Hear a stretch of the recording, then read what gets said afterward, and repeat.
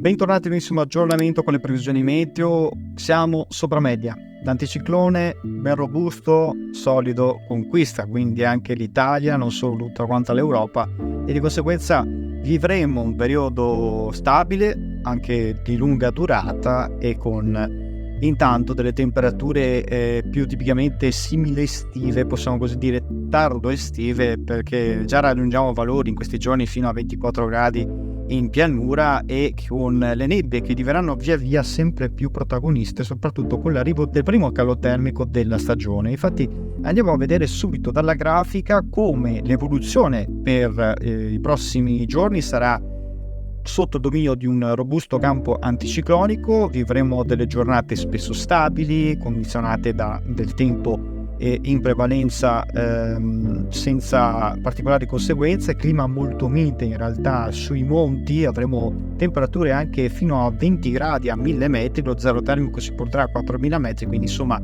garanzia di temperature più miti sulle zone montane rispetto a quelle pianeggianti, soprattutto sulle aree dove sarà più nebbioso, specie sulle bassa Val Padana e sulle valli e le pianure interne del centro. Avremo occasione per foschie, locali banchi di nebbia, soprattutto nelle ore mattutine, e informazione nuova serale.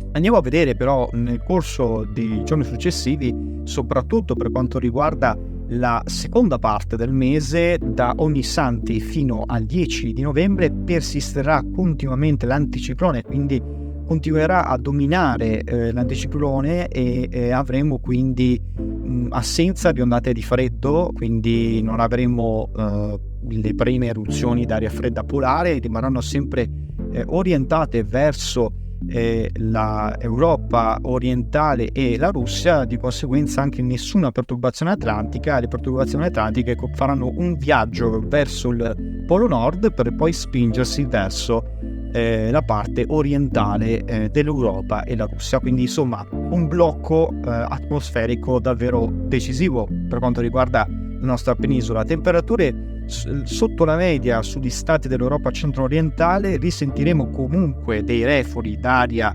leggermente fredda da est, che faranno abbassare leggermente le temperature a partire dalla giornata di domenica 3 novembre. Come proseguirà il resto del mese? Insomma, si prospetta un novembre abbastanza anomalo, con un anticiclone sempre bloccato sull'Europa centro-occidentale e sulla Gran Bretagna, con conseguente assenza di piogge, se non una qualche probabilità maggiore di pioggia possiamo darla più che altro sul versante ionico e sempre sull'Europa centro-orientale. Da valutare questa tendenza, comunque si prospetta un periodo lungo e secco. Nel corso dei prossimi giorni quindi alta pressione, ciclone sempre sulla Spagna che porterà dei rovesci e qualche temporale, possibili piovaschi venerdì anche sulla Sardegna, dove sarà più nuvoloso, specie sulla Sardegna meridionale, qualche nuvolosità in più soprattutto sulla Sicilia.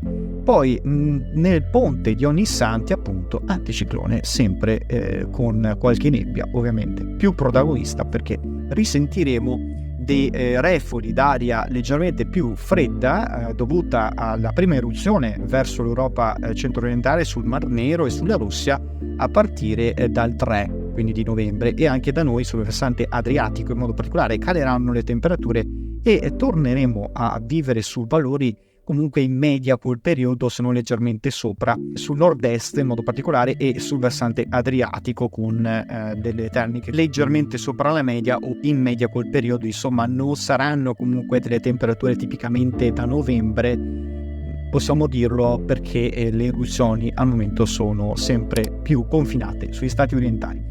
Comunque avremo modo di riparlarne. Questa la visione. Intanto ci sentiamo ai prossimi aggiornamenti meteo.